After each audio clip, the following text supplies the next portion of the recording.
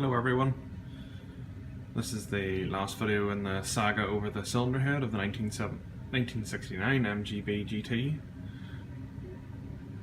As you can see, this is the old cylinder head, quite sad, and as explained in previous videos, the valve seats were knackered, not enough metal to machine, and really the only option was to get the head stitched as there was a crack, find a good second hand one, or replace it.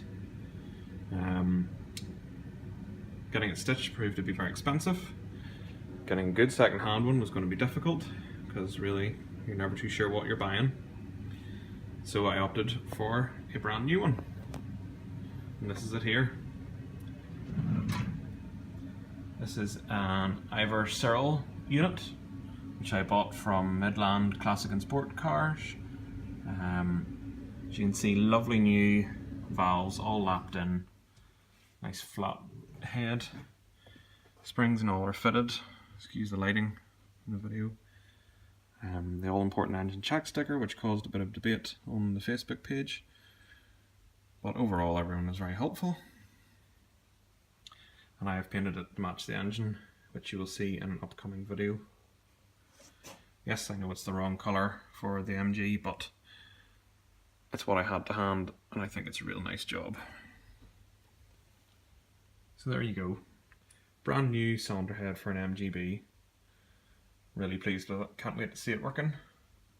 I'm sure it'll make some difference to those compression ratios, which were so badly lacking in previous episodes.